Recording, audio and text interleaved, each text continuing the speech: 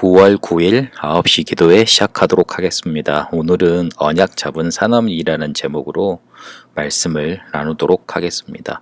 특히 본문은 골리앗을 잡는, 골리앗을 쓰러뜨리는 다윗의 이야기지만 그렇게 할 수 있게 배경이 됐던 이새에 대해서 오늘 주로 말씀을 나눠보려고 합니다.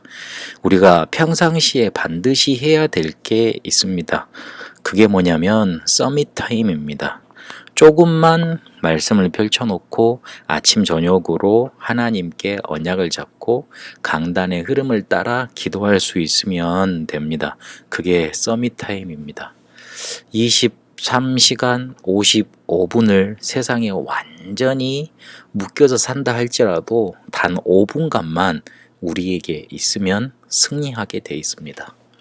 평상시 운동을 해야 된다는 이유에 대라고 이렇게 인터넷에 어떤 글 하나가 올라왔는데 영상을 보니까 어떤 노동자가 트럭 위에서 일을 하다가 갑자기 떨어진 거예요.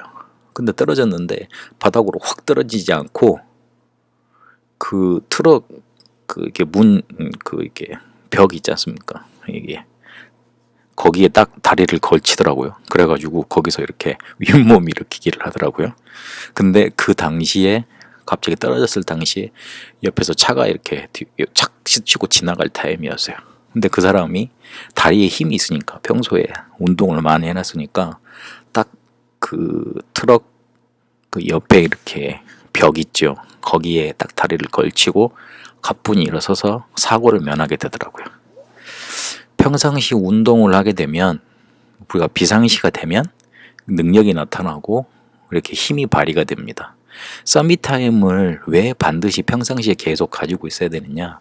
가질 때는 모릅니다. 그리고 할 때는 조금 지겨울 수도 있습니다. 뭐 이거 한다고 일이 되겠냐 싶은데 그렇지 않습니다.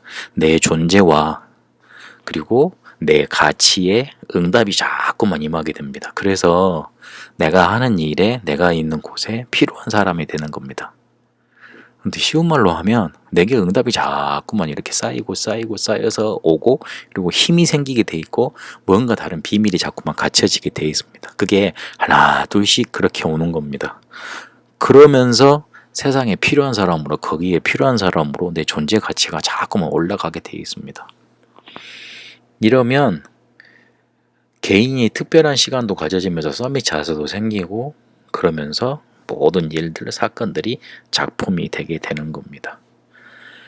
이 서밋 타임을 가지게 되면 비상시 상황이 오잖아요. 아까 말씀드렸던 운동을 꼭 해야 되는 이유 그 영상을 제가 보고 말씀드렸던 것처럼 비상시가 분명히 위기가 찾아오게 되는데 그때 하나님의 감동을 받게 되고 하나님의 역사를 보게 됩니다.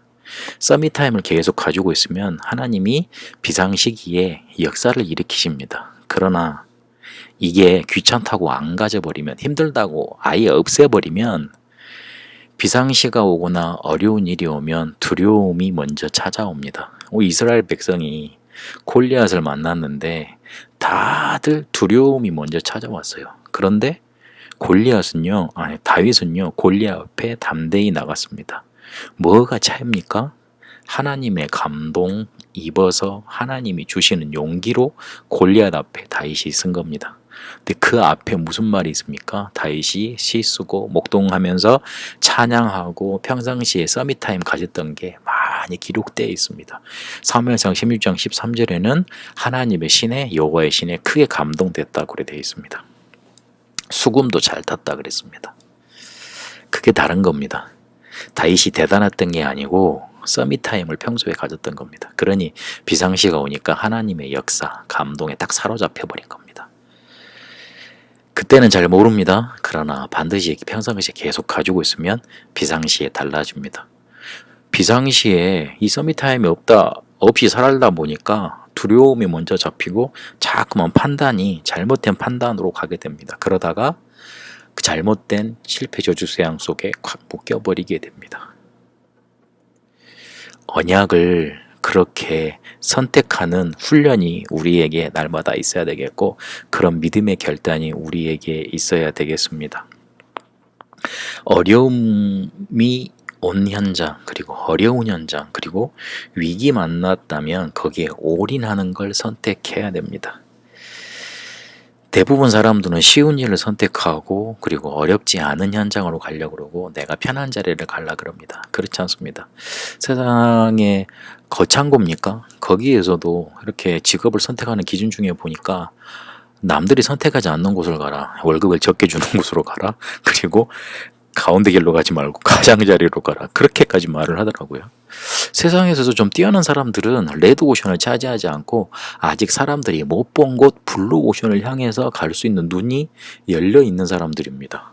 그 사람들도 그렇게 말을 하는데, 우리는 전도자로 부름을 받았고 우리는 새 세계를 복음할 복음을 가지고 있는 그런 언약 가진 사람들로 부름 받았잖아요. 그래서 어려움 왔을 때, 위기 왔을 때 어려운 현장을 선택하시고, 위기 왔을 때는 더욱더 내 모든 것을 투자하고 올인하는 그런 결단을 하면 됩니다. 그러면 내가 해야 될 일이 당연히 해야 될 일, 그리고 내가 필요하게 이렇게 내가 그 현장에 필요한 이유, 그리고 내가 절대적으로 해야 될 일, 그런 일들이 내게 보이게 되어 있습니다. 그러면 조금만 시대를 보고 거기에 내가 심부름하면 됩니다.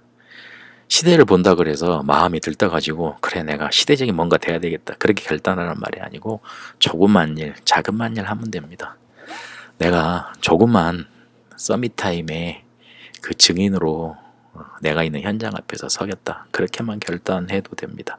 그러면 현장을 살리는 응답 오게 되어 있습니다. 그러면 하나님은 나의 시대를 만들어 주시는 겁니다. 이새의 줄기 속에서 메시아가 오게 만드셨고, 이새의 뿌리를 통해 이스라엘을 살려내셨던 것처럼 이새의 시대에 아무것도 이렇게 내세울 것 없는 그런 한